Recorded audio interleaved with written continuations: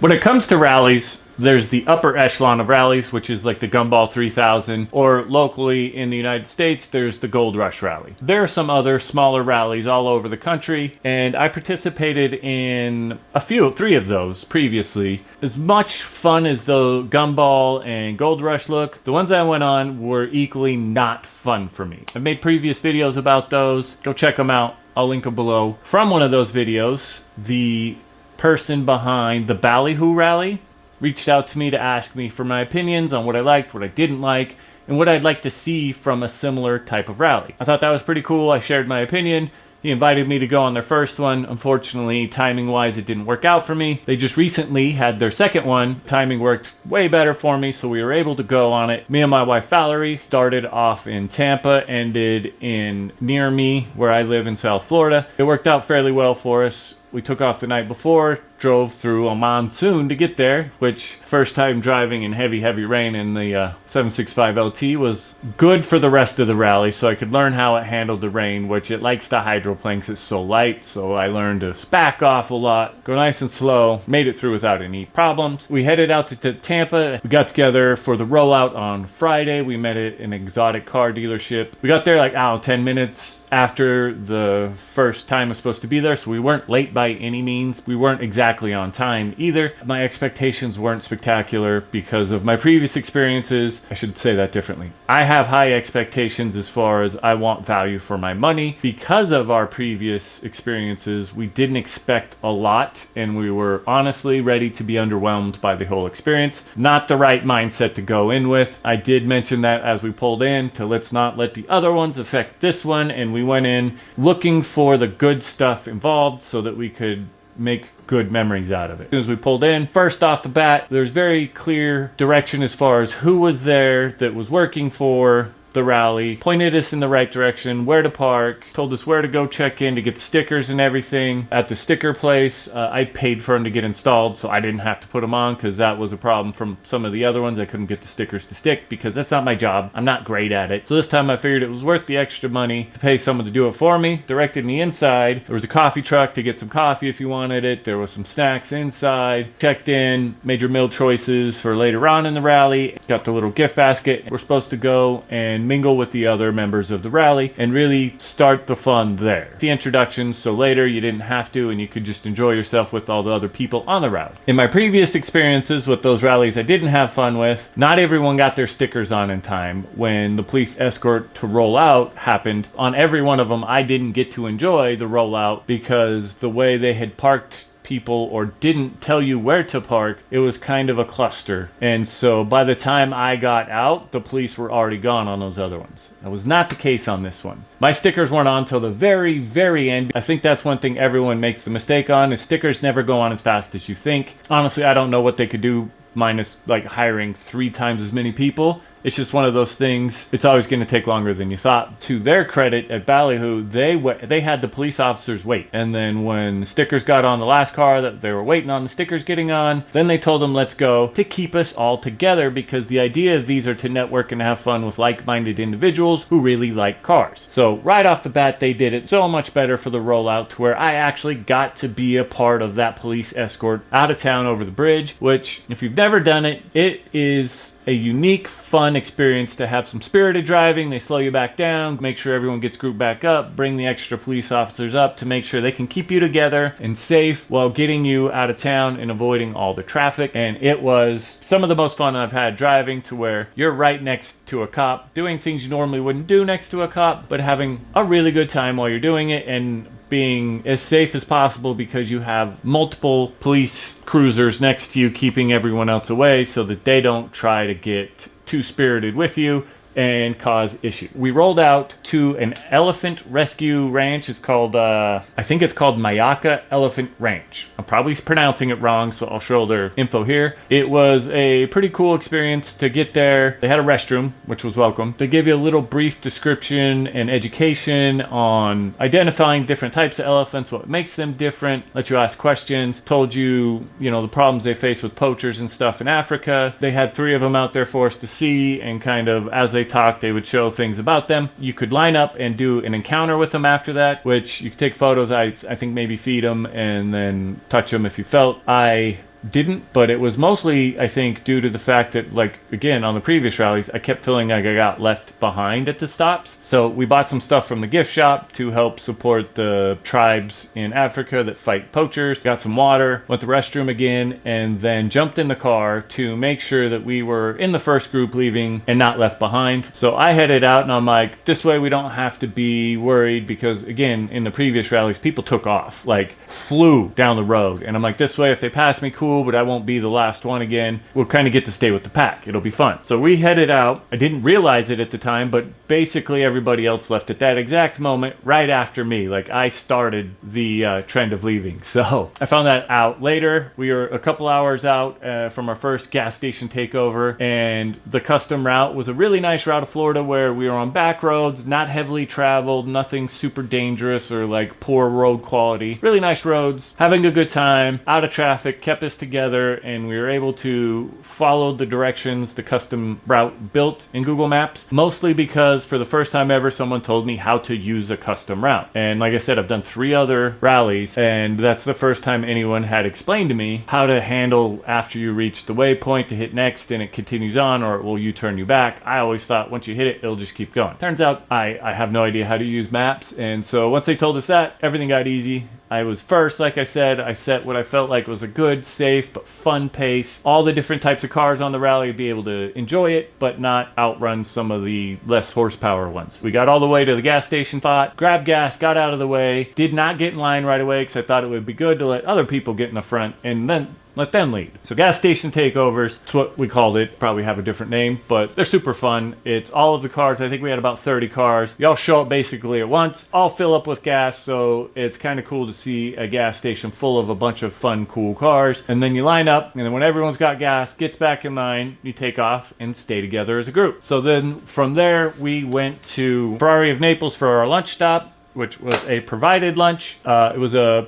wood fire pizza truck. It was called the Loud Italian. The pizza was pretty good. I don't think the Loud Italian people were necessarily prepared for how rallies work, because we show up in large groups of people. They didn't understand that it would be dead and then have 15 cars show up with 2 people each, so like 30 people show up all at once wanting their lunch, because we want to all get our lunch in to be prepared to head to the next stop. This started getting them a little flustered. The second thing that got them a little flustered was on their food truck, they had a giant menu of a bunch of different types of pizzas. And so we went up thinking we should just order the one we wanted. And then they would kind of loudly tell you with a little irritation in their voice, you can't order those. We only have these pizzas. Okay, no problem. No problem at all, right? Problem was they didn't say that anywhere on the truck. So then when the next group of people that didn't hear them just say it, ordered a pizza that wasn't on there, they got louder and louder and louder and more irritated and more irritated and more irritated. And when you start talking to the people who don't know, you just told 17 people just a minute ago in an irritated voice, those people are going to match your energy. The energy you give out is the energy you're going to get back. And then that made them even more upset, because now us people on the rally were disrespecting them. From outside looking in, I can see why they were a little frustrated. It was so easily avoided on their part, because they knew they were only making certain pizzas. They should have had signage somewhere, even if it was handwritten on a piece of paper telling us what we could choose from. And they should have had someone outside of the trailer, because it was already paid for.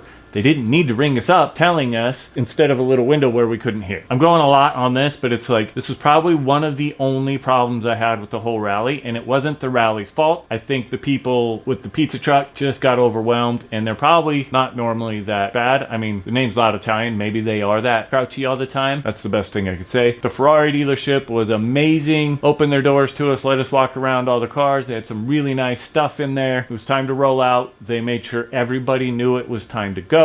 They didn't just take off and leave us. Sent us to the next gas station. It wasn't quite the same like takeover thing. It was, if you need to fill up, do it. If not, don't. I drive a McLaren. One of the biggest problems with them is tiny gas tanks. So everywhere we stopped for gas, I always got it. We headed out to the hotel after that, which was JW Marco Island Hotel is on the beach. A resort is the best thing I could call it. I this time did not spring for any upgraded rooms or anything. I always did that before. This time I'm like, let's just go the base package and see what it has to offer. Kind of kicked myself on that because I could have probably got a really nice ocean view, and so it's a really nice room. Had a view of the pool and a little bit of the ocean. So we had a few hours from when we checked in before the happy hour that was sponsored by Rival Performance. We actually freshened up and then went to a bar they had right down by the beach, had a couple of drinks, and enjoyed being outside by the ocean. It was time to go up to the bar that was higher up where the sponsored happy hour was. Met the guys at Rival Performance that make some great sounding exhaust. Definitely check them out. Had a good time networking with a lot of people that were in the rally that I had yet to be able to talk to. And then from there, once it was time, you could go down to the dinner that was a private dinner that was provided. Went down to food. Had a great time talking to our friends for the rest of the rally that we sat next to there. And when I say the rest of the rally is we sort of did stay with them a lot because we had similar wants from this rally, including we weren't looking to see how fast we could go, but we wanted to have some fun driving, but by no means be dangerous while doing it. So our driving styles really fit, our outlooks on life fit. Even though they are significantly younger than I am, I think they were both amazing guys. Their names were Adam and Samir. They were great and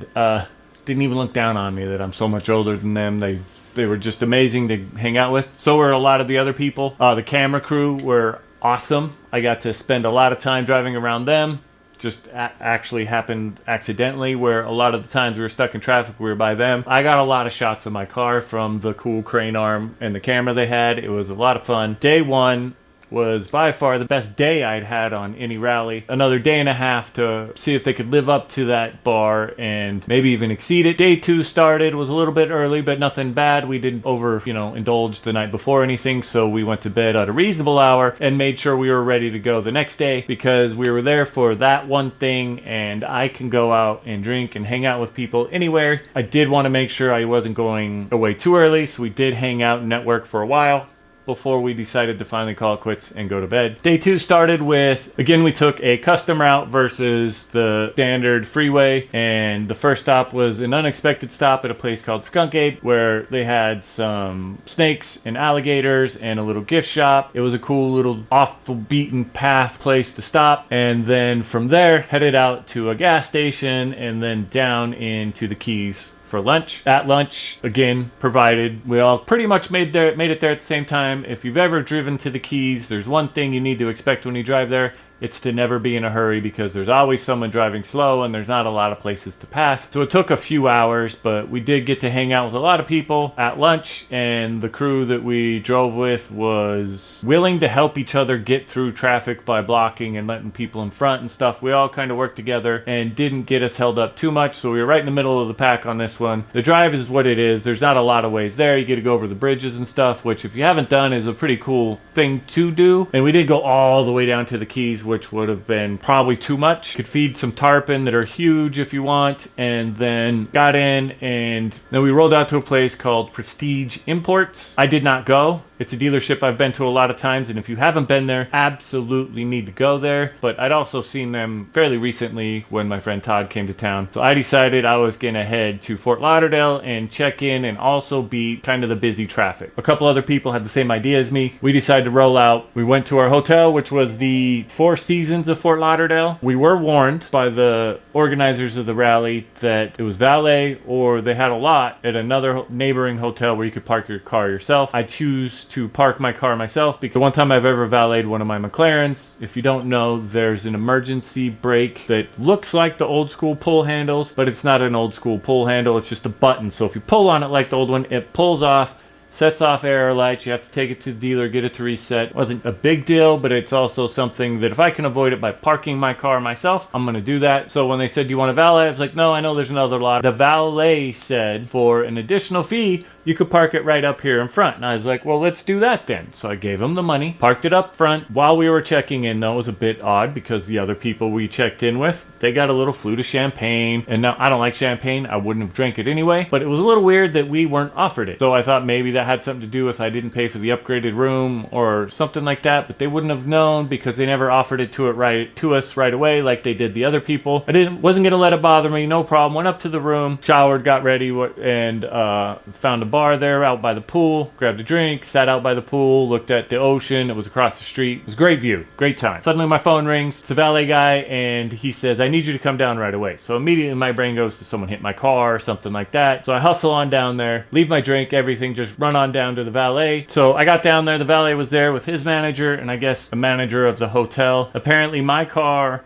with stickers on it was too ugly to be parked in front of their hotel. I made him give me my money back. The valet was still a really nice guy. He actually walked me across the street to the Conrad Hotel. Talked to their valet for me and got it to where I was able to park my car in front of their hotel. Apparently it wasn't too ugly for them, and it was actually half the price. So I got that taken care of. Not super stoked about the whole handling of the valet part and the way the hotel treated it, because the hotel came and told the valet that it couldn't be there for my safety. The hotel was nice, little problem. Met up with friends and other rally people up at the bar until dinner time. A lot of people went out. Fort Lauderdale's a night spot. We did not. Dinner time was a really cool restaurant. They handed out some rally awards. Just had a good time. Talked to a lot of people on that. Day 2 was just as good as day 1. I know I didn't go in as much detail, but it was just gas stops and driving a lot more, which I enjoy driving, so it was a blast for me getting to hang out, drive with other fun cars. We went to bed a little bit late, but not crazy, because there was one more thing to do the next day. It was a little bit like we woke up, got ready, checked out. We were waiting in the lobby with everyone else. They had, again, breakfast provided. We were supposed to have a driver's meeting, but the hotel seemed to not want us there, and they even didn't want us to call down to get our cars brought up for valet. So it was a little bit of a not smooth transition out of that hotel. So we just decided we'd do the driver's meeting at the gas stop before the Lion Country Safari, which I've been to a bunch. I love. I was really excited for some reason to drive my car through there. Never thinking about the cattle guard things and stuff. It ended up being not a problem. I had my lift up the whole time just in case. It was bumpy, but it wasn't like nobody's car got beat up or anything like that. You could drive through by lions and rhinoceros and zebras and wildebeest and ostriches and emus and all kinds of cool animals. The camera car was in there, so we got a couple of cool shots of our line of cars going through on a private-led tour through it. On the outside of that park, said our goodbyes and left. But overall, I can't tell you the experience I had with this rally versus all the other ones. This one was by far the best. It was run so good. Absolutely amazing. It's something I will do again next year, and I would encourage you, if you want to go to a rally around Florida, it's only a few days. It's not the big week-long ones like Gold Rush and Gumball, so it's a little easier to find the time for. The buy-in, I think, the value for the buy-in was perfect. Well organized. We stayed together. I had way more fun. I talked to way more people, and just overall didn't feel like everything was left up to me after we got to the destination. Food was included if you wanted it and that kind of stuff. Throughout everything, it was just gas. Really was the only extra expense I had to pay. Absolutely amazing. They killed it. They did an absolutely amazing job. I don't think anything that were the negatives or anything to do with them. There was some unfortunate couple things that were outside of their control, and they handled it quickly, calmly, and tried to make sure everyone on the rally was taken care of and it wasn't affecting them in a negative way. So overall, I give it a 10 out of 10. It was amazing. And like I said, I'll do it again, and hopefully I'll sponsor the next one if they have open sponsor availability. And that's all I got on this one. I'll see you on the next one.